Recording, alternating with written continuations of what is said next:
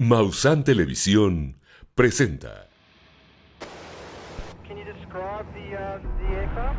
As it's flying past, it's a long shape. A las 7, a la misma altura. Cannot identify. It has Como a las 7, 8 de la posición.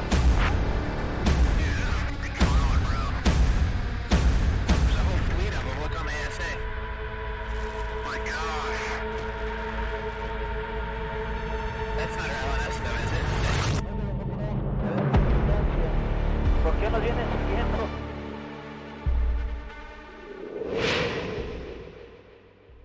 Un objeto que descendió aquí en la Ciudad de México, en la colonia Aragón, en el año de 1958. A nosotros nos tocó reparar un A320 de una línea aérea sudamericana que fue golpeado por un ovni en el momento que estaba descendiendo. Los militares, tengo entendido que tienen contabilizados 165 tipos diferentes de seres que han venido y siguen viniendo al planeta, ¿no? No solamente veían objetos voladores no identificados, sino llegaban a ver humanoides voladores. ¿Cómo están? Soy Julio Darwish, soy piloto comercial. Tengo experiencia de más de 17,000 horas de vuelo. He volado en varias partes del mundo, en Asia, en América, en Europa. Y lo que la gente normalmente nos pregunta es: capitán, ¿usted ha visto algún ovni? Y la respuesta es que sí. Y no soy el único. Así que bienvenidos a Pilotos.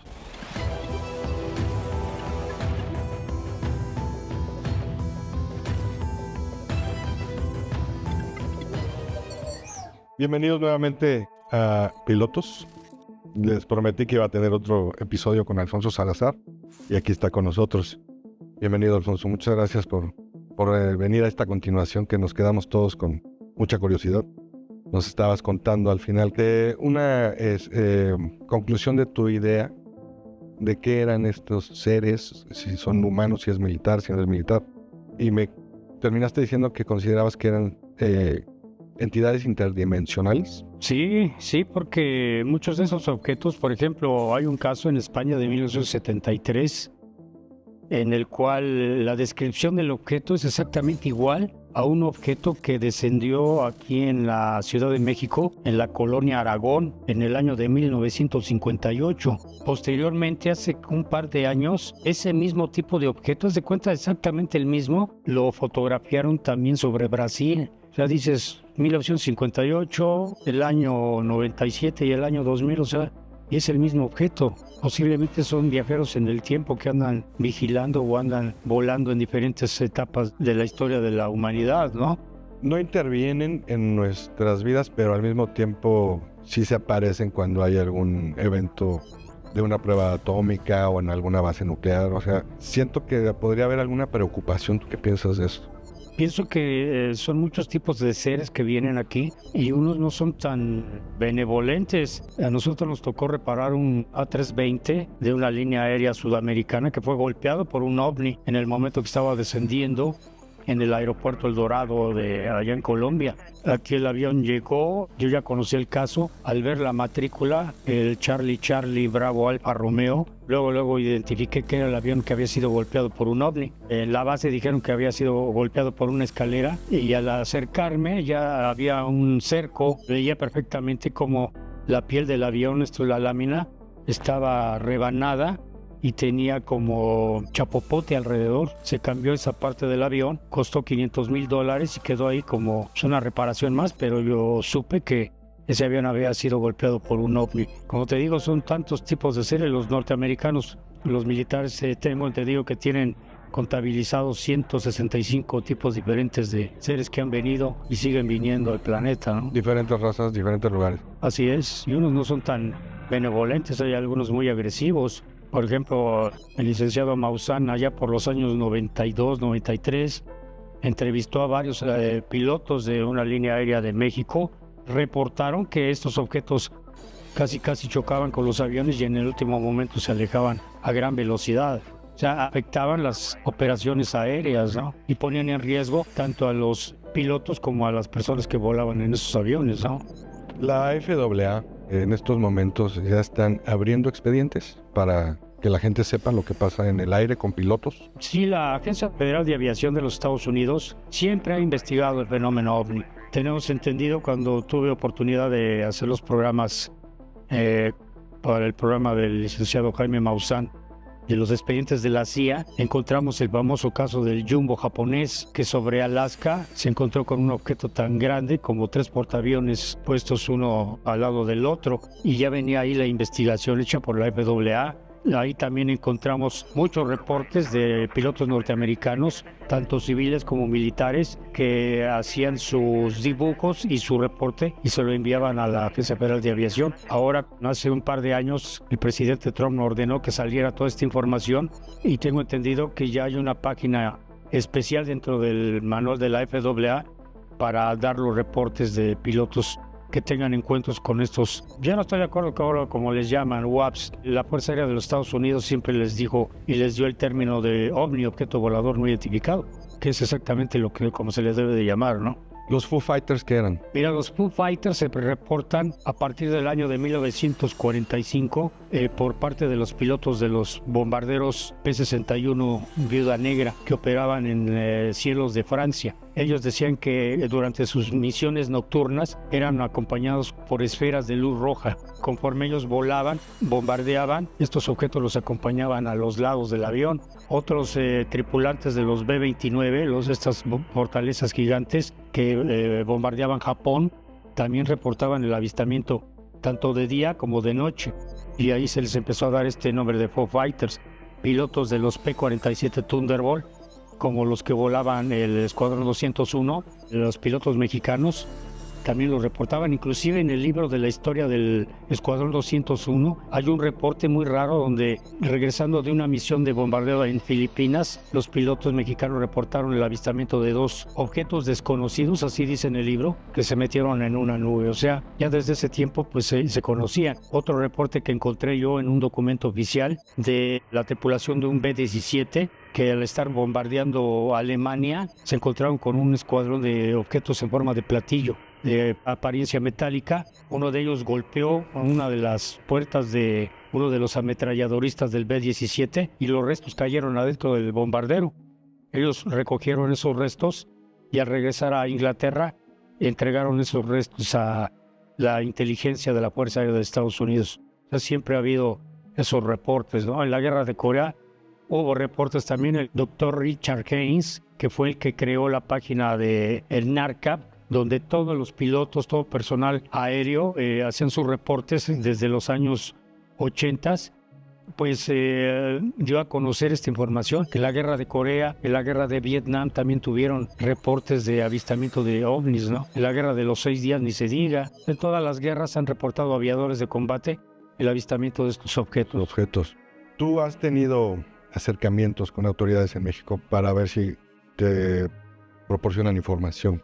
Sí he tenido oportunidad de entrevistarme con, por ejemplo, en el año 2004 tuvimos la oportunidad, Carlos Guzmán y yo, de que nos recibieran en el edificio de la Fuerza Aérea Mexicana, y ahí pues nos dijeron que sí, que efectivamente ellos conocen de estos objetos desde hace muchos años.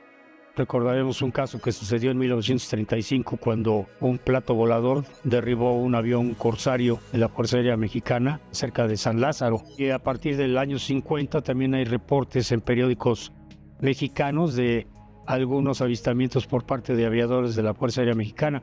1954 recuerdo yo un reporte del periódico El Nacional, donde daban a conocer que 4 aviadores volando aviones AT-6 tejanos en un vuelo de instrucción sobre el Ajusco vieron un platillo volador y lo reportaron al regresar a su base en Santa Lucía. Durante los desfiles aéreos hay muchísimos videos que ha presentado el licenciado Maussan en los programas. Se dice, yo tuve oportunidad de hablar con un técnico mecánico que volaba en un C-130 Hércules la mañana del 16 de septiembre de 1995 cuando se estrellaron el F-5 con los 4 T-33, ¿no? Siempre ha habido reportes de estos objetos.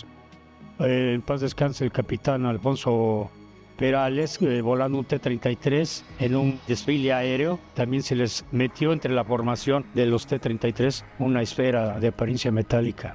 ¿Cómo haces para acordarte de todo eso? Es impresionante. ¿Cómo tienes fechas, nombres? Y podemos seguir porque yo he platicado contigo fuera de cámaras y tienes más casos y más casos. Es impresionante ¿Tienes memoria fotográfica, alguna razón? Pues como el licenciado Maussan también tiene una memoria fotográfica. Vas conociendo estos casos y para empezar siempre me gustó la aviación y se junta con otro de los temas que me gusta, en este caso los ovnis, pues se te pegan los datos, ¿no? Sí. Me decían, oye, es que ¿cómo conocen los aviones? Pues trabajé 37 años dentro de ellos. Diferentes aviones. Me tocó desarmarlos, repararlos, armarlos y luego volar en ellos, ¿no? Es toda una vida y pues para mí es un gozo que como mexicano mis trabajos hayan pasado más allá de las fronteras de México y gracias, por ejemplo, al libro de los ovnis y la aviación mexicana, se hizo un libro en Chile por parte de Rodrigo Bravo, que tú lo entrevistaste. Sí, excelente. Se abrió una oficina de investigación ovni en Perú, en Brasil. Alfonso, me enviaste un libro que se llama OVNIs y las Fuerzas Aéreas Latinoamericanas, ¿correcto? Así es. Es muy interesante y ahí hay casos muy importantes. Hay un caso en Bolivia que me gustaría que nos cuentes. Sí, mira, 1973 en periódicos en México salió la información. Esto estaba avalado por una agencia de noticias a nivel internacional. Algunos pilotos de la línea aérea boliviana Lloyd, al estar aterrizando en una ciudad allá en Bolivia, vieron un objeto en forma de puro más o menos, con ventanillas alrededor, que estaba estacionado sobre el monte Illimani, que es el monte más alto allá de Bolivia. Entonces inmediatamente se comunicaron con la Fuerza Aérea de Bolivia y despegó el mayor Norberto Salomón a bordo de un F-86, estos aviones que los utilizaron en la guerra de Corea. Ese avión iba artillado con 6 ametralladoras de 30 milímetros. Entonces el mayor empezó a elevarse, llegó a la altura, empezó a dar vueltas donde estaba este objeto y el objeto se alejó a gran velocidad hacia los Andes. Trató de seguirlo, pero pues era un avión subsónico, pero quedó ahí la información. Yo traté de hablar con el mayor Salomón. Él estaba ya de agregado militar en Venezuela, pero me dijeron que no podía hablar de ese tema. Ese es uno de los casos que incluí dentro de este libro de los ovnis y las fuerzas aéreas latinoamericanas. Posteriormente, por este trabajo de investigación de Honduras, se comunica otro miembro de la Fuerza Aérea hondureña y me dice, oiga, yo tengo un caso también que le puede interesar. Me mandó los datos de este caso. En el mismo era un piloto de un F-5 Tigre de la Fuerza Aérea de Honduras. Despegó de Tegucigalpa y su misión era patrullar toda la zona costera de Honduras. Y durante este vuelo, aproximadamente a 10.000 metros, se encuentra con un objeto igual, la famosa esfera de apariencia metálica, en la cual empieza a seguir porque está violando el espacio aéreo hondureño y la esfera se aleja a gran velocidad hacia la zona de Cuba. Él, aproximadamente 200 millas náuticas, regresa, continúa con su patrullaje, pero esta persona me da todos los datos, el escuadrón, el nombre del piloto, que desgraciadamente él murió en un accidente automovilístico. Ok. ¿Nunca has de repente pensado que también podría haber tecnología militar en este tipo de avistamientos? Sí, indudablemente. Por ejemplo, en el caso de los ovnis que vieron allá en Bélgica en 1989, se dice que eran las pruebas de los objetos triangulares de Estados Unidos. Posiblemente puede ser eso. Definitivo. Bueno, pues ahí en ese libro hay varios casos muy, muy importantes. ¿Alguno más que nos quieras comentar? Es que son tantos de, por ejemplo, Paraguay, de Uruguay, hay uno muy bueno.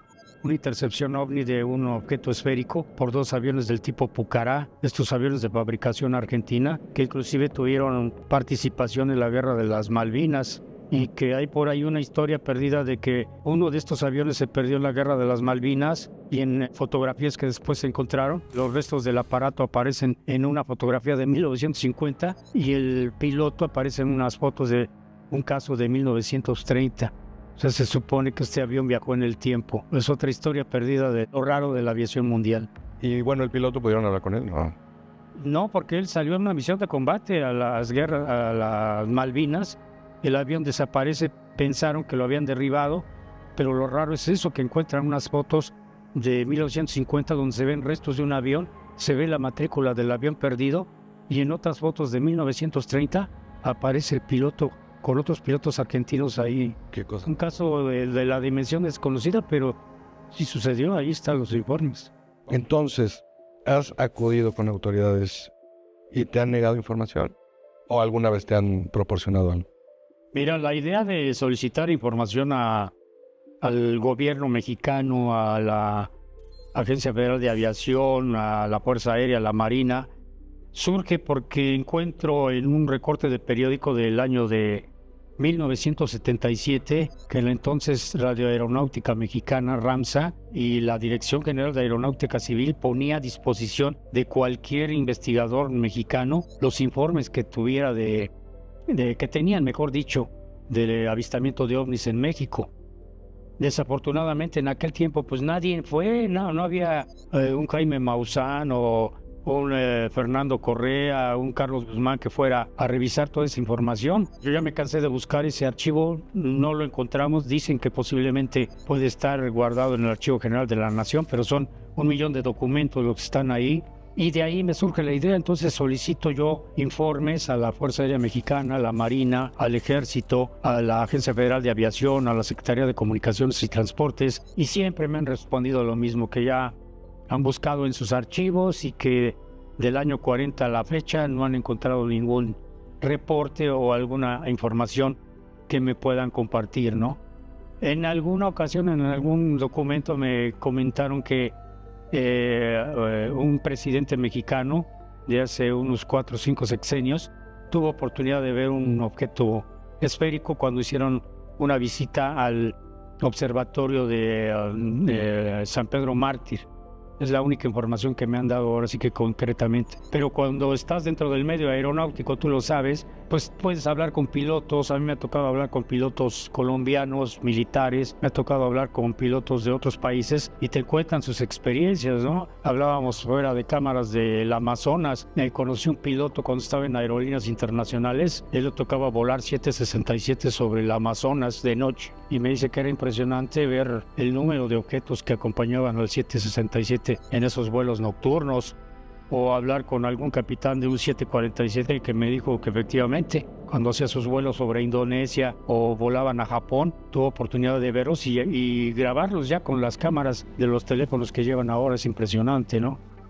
El caso de Campeche. El mejor de la historia para mí, porque el gobierno mexicano, en este caso, en ese tiempo el presidente Vicente Fox autorizó que se dieran a conocer ese video por medio del ya en paz descanse general Ricardo Clemente Vega García, y fue un boom a nivel internacional.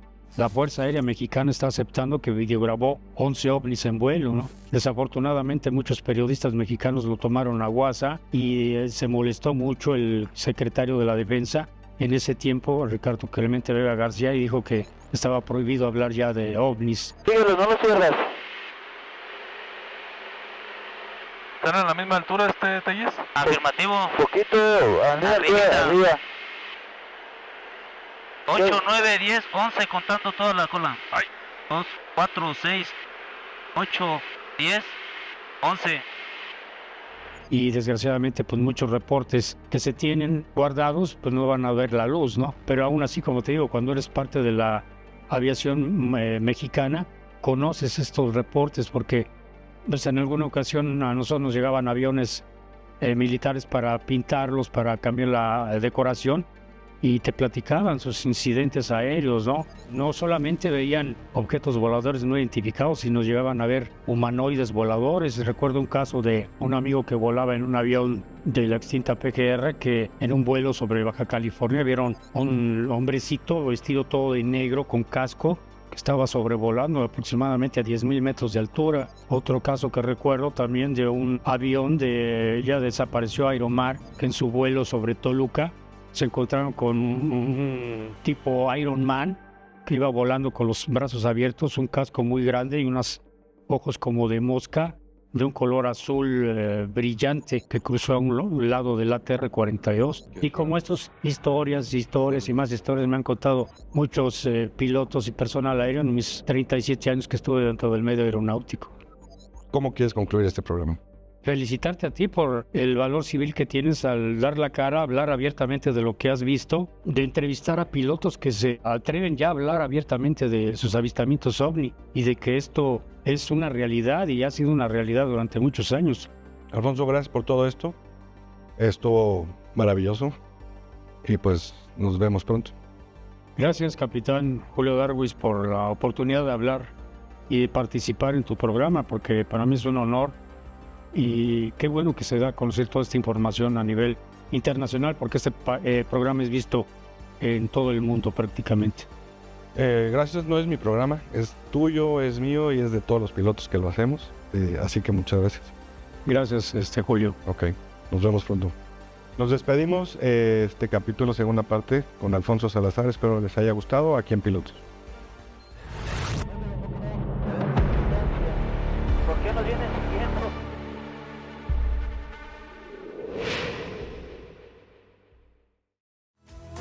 Visita mausantelevisión.com y síguenos en todas nuestras redes sociales. Mausan Televisión, buena televisión.